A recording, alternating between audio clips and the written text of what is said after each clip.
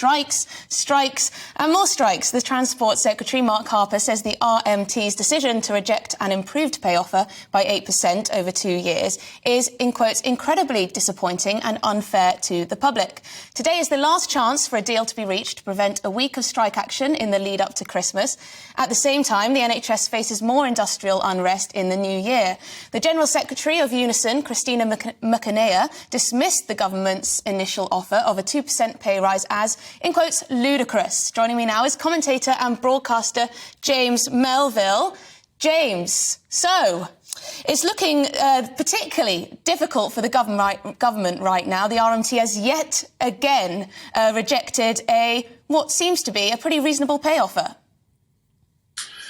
Well, I'm actually on the side of the unions here. I think basically the government have had months of warnings about this.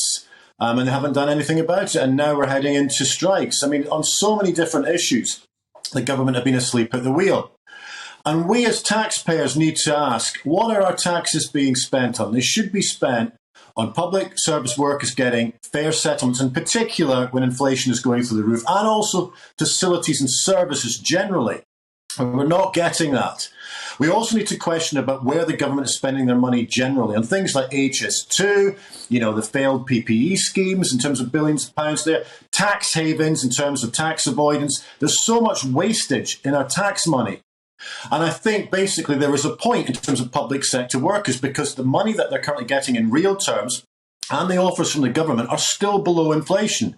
But the government should have sorted this out months ago. And here we are, running up to Christmas, with numerous aspects of public sector workers who are potentially going to strike. And I see their point, because the offers that the government is still giving are below the rate of inflation. What the government should have done is sorted this out months ago. And there's a bigger debate about what exactly are we as taxpayers spending our money on? What is the social contract?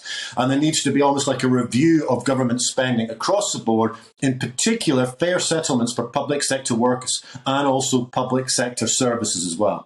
I accept that, James, and I think a lot of people would like to see our public sector workers paid more, particularly with the cost of living so high. But something that I think does frustrate people is that the RMT and militant unions in many sectors aren't willing to make any reasonable compromises when it comes to working conditions. So, for example, when giving pay rises, they expect that there might be some changes to current working practices. That's what the Rail Delivery Group says. Perhaps repurposing or closing some ticket offices, introducing new skilled roles that could be more flexible, etc., etc. In the private sector, businesses have to change with the times. It seems that the rail unions aren't willing to do the same. Yeah, I think that's a fair point. I mean, it should be in the round, all of this. It's about what is effective spend of our tax money after all. And there's two things that are aligned together. It's first of all in terms of pay for workers, but also facilities. And therefore, the bit in the middle is management of all of that.